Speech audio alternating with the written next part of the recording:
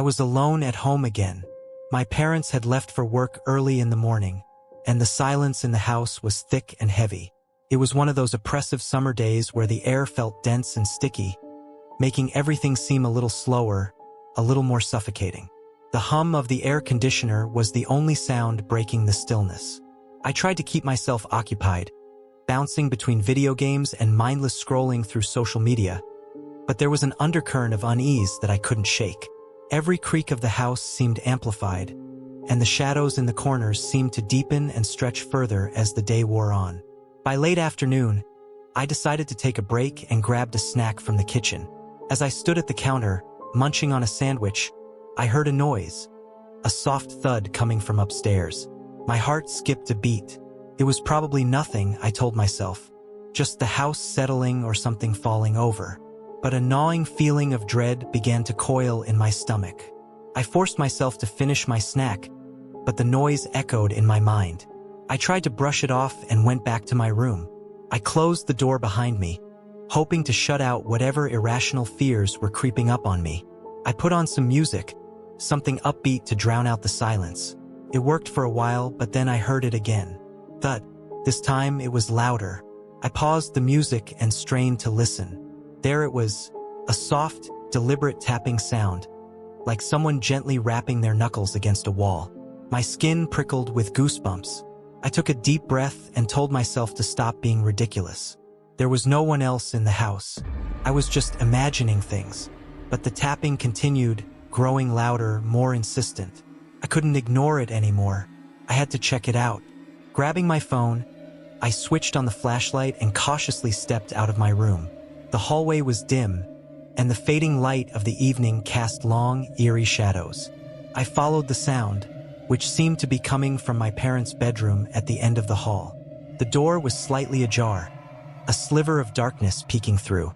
I approached slowly, my heart pounding so loudly I could hear it in my ears. When I reached the door, I hesitated for a moment before pushing it open. The room was empty, just as it should be, but the noise persisted. It was coming from the closet. I swallowed hard and took a step towards the closet door, my hand trembling as I reached for the handle. Just as my fingers brushed the cold metal, the tapping stopped. I froze, my breath caught in my throat. The sudden silence was more terrifying than the noise had been. I stood there, paralyzed, for what felt like an eternity. Then, summoning every ounce of courage I had, I yanked the closet door open. There was nothing there, just clothes hanging neatly, shoes lined up on the floor. I let out a shaky breath, feeling a mixture of relief and foolishness. I was about to close the door when something caught my eye. In the far corner of the closet, partially hidden behind a row of dresses, was a small, old-fashioned wooden box. I hadn't seen that box before. It looked out of place, like it belonged in an antique shop rather than our modern home. Curiosity got the better of me, and I reached for it. The wood was smooth but cold to the touch, and there was no lock or latch. I opened it cautiously. Inside, nestled in a bed of dark velvet, was a small, intricately carved figurine. It was a grotesque little thing, with twisted limbs and a face frozen in a silent scream. I recoiled instinctively, but something about it drew me in. I picked it up, feeling its weight in my hand. As I did, a chill ran down my spine, and the room seemed to grow darker. I heard the tapping again, louder this time, coming from right behind me. I spun around, my heart leaping into my throat. The room was empty, but the air felt charged with a sinister presence. I backed away slowly, clutching the figurine tightly. The tapping grew louder, more frantic, echoing in my ears. I fled the room, slamming the door behind me. As I rushed down the hallway, the shadows seemed to stretch and reach for me, and the air was thick with a sense of impending doom. I burst into the living room, my breath coming in ragged gasps. The house was alive with sounds now, creaking, whispering, the relentless tapping. I felt a cold breath on the back of my neck and turned to see a shadowy figure standing at the end of the hall, its eyes glowing with a malevolent light. I screamed and stumbled backwards, tripping over the coffee table. As I lay there, my vision blurring, the figure advanced, its form shifting and writhing like smoke. The last thing I saw before darkness claimed me was the grotesque figurine lying on the floor, its eyes now glowing with the same eerie light. When I woke up, it was dark. The house was silent again, but the sense of dread remained. I scrambled to my feet, my body trembling. I had to get out. I had to leave the house. I bolted for the door, but it wouldn't budge. No matter how hard I pulled, it stayed firmly shut. Panic set in. I was trapped. I turned to find the shadowy figure looming over me, its eyes burning into mine. It reached out with a skeletal hand, and as it touched my skin, I felt a cold, searing pain. The last thing I remember was the sound of my own screams, echoing through the empty house as the darkness consumed me.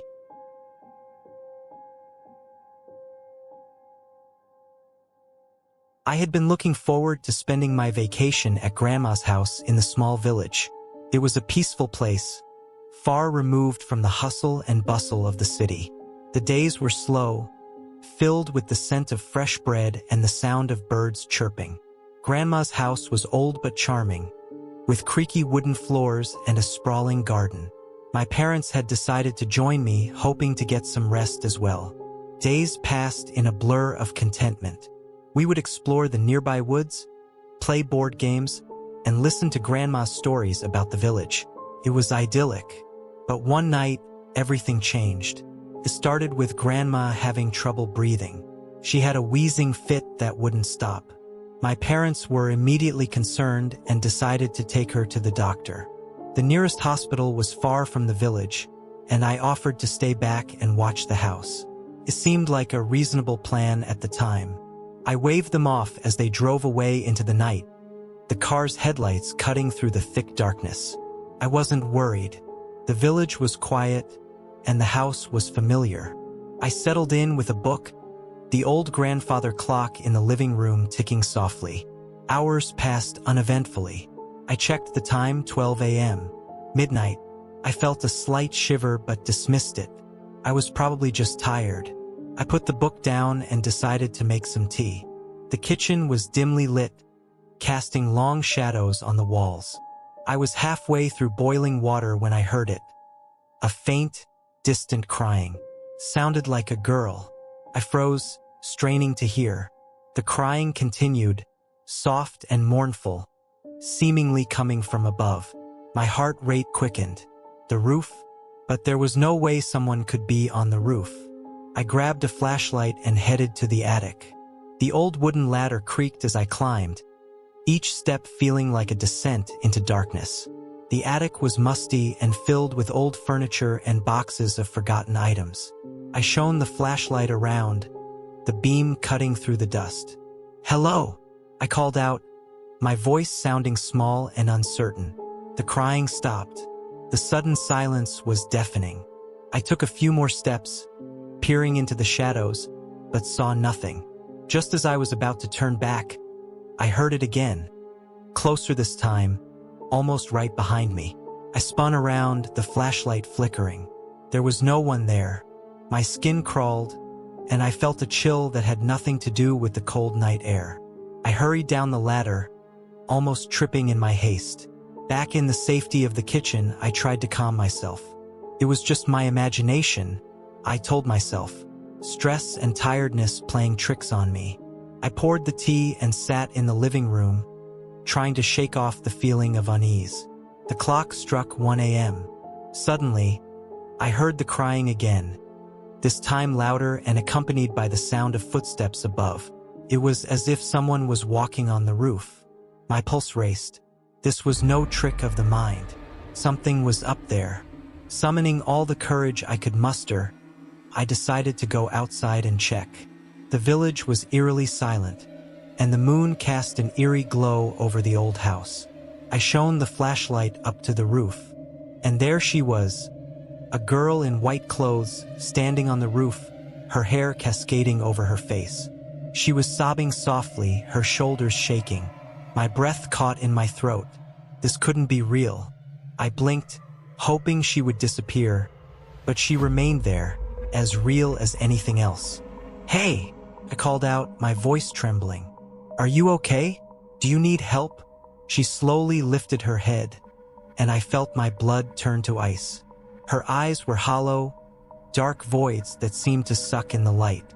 She opened her mouth, and a wail of despair filled the air, louder and more haunting than anything I had ever heard. I stumbled back, dropping the flashlight. I turned and ran back into the house, slamming the door behind me. I could still hear her crying, the sound piercing through the walls. I grabbed my phone and tried to call my parents, but there was no signal. Desperation clawed at me. I locked all the doors and windows, trying to create a barrier between myself and the terror outside. The crying persisted, and I could hear footsteps moving around the house, like someone, or something, was walking on the roof and the walls. I huddled in the corner of the living room, my mind racing. I needed to find a way to protect myself. Then, as suddenly as it started, the crying stopped. The silence was almost worse. I strained to listen, my heart pounding in my ears. And then I heard it, a faint whisper, right behind me. I turned slowly, dread pooling in my stomach. The girl was inside the house, standing just a few feet away. Her eyes were empty, and her mouth hung open in a silent scream. She reached out a hand, her fingers long and skeletal.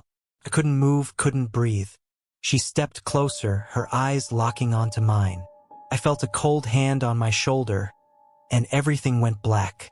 When I came to, it was morning. Sunlight filtered through the windows, and the house was quiet. I was lying on the living room floor, the events of the night flooding back. I sat up, my body aching, and looked around. There was no sign of the girl. My parents returned later that morning, exhausted but relieved that Grandma was okay. I told them everything, but they chalked it up to a nightmare, the product of an overactive imagination. But I knew what I had seen, what I had felt. And every night since, as darkness falls and the house grows quiet, I hear it again, the soft, mournful crying of a girl who never left.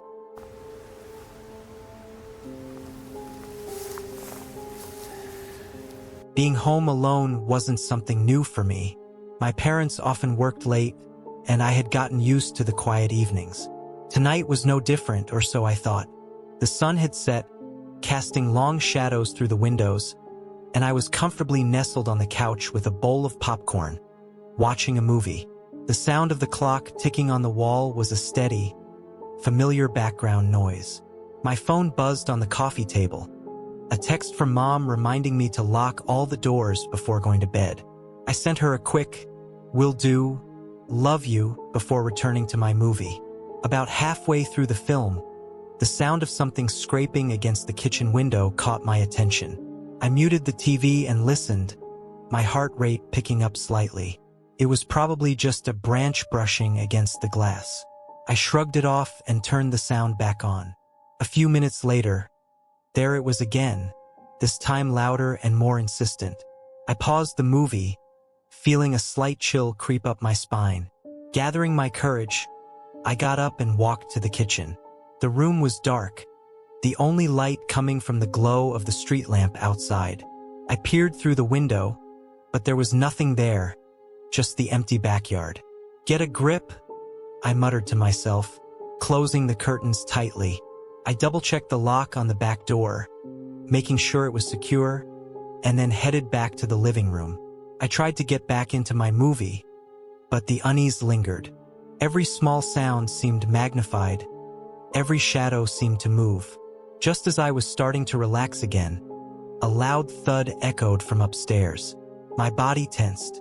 I paused the movie once more and listened. Nothing. I grabbed my phone and turned on the flashlight, feeling a bit silly but unable to ignore the mounting fear. Slowly, I made my way up the stairs, each creak of the wood beneath my feet setting my nerves on edge. When I reached the top, I stood in the hallway, shining the light into each room. My bedroom door was slightly ajar. I was sure I had left it closed. With my heart pounding, I pushed it open all the way. The room was empty, everything in its place. I checked the closet, under the bed, even behind the curtains. Nothing. As I turned to leave, I noticed something on my bed. My pillow was on the floor. I knew I hadn't left it there. Panic started to set in. I quickly left the room and headed back downstairs, my footsteps echoing in the silence. I decided to call my parents, just to hear their voices and reassure myself that everything was okay. My mom answered on the second ring, her voice a calming presence. "Hey, Mom," I said, trying to keep my voice steady. "Did you happen to move anything in my room this morning?" There was a pause. "No, honey. Why? Is everything okay?" "Yeah, everything's fine," I lied. "Just felt like something was out of place." "Well, just make sure everything is locked up and maybe head to bed early," she suggested. "We'll be home in a few hours." I promised her I would and hung up, feeling slightly better but still on edge. I decided to call it a night and headed to the kitchen to get a glass of water before bed. As I stood at the sink, I heard the unmistakable sound of footsteps above me. My blood ran cold. It wasn't the slow, creaky steps of an old house settling. These were deliberate, heavy footsteps. Someone was in the house. I grabbed the largest kitchen knife I could find and slowly made my way back to the living room, my heart hammering in my chest. I debated calling the police, but a part of me still hoped it was just my imagination. As I reached the base of the stairs, the footsteps stopped. The silence was deafening. I took a deep breath and started to climb, the knife held tightly in my trembling hand. When I reached the top, I was met with darkness. The hallway light that I had left on was now off. I strained to listen, every sense on high alert. Then, from my parents' bedroom, I heard it, the sound of breathing. Slow, deliberate breaths. My hand shook as I reached for the door handle.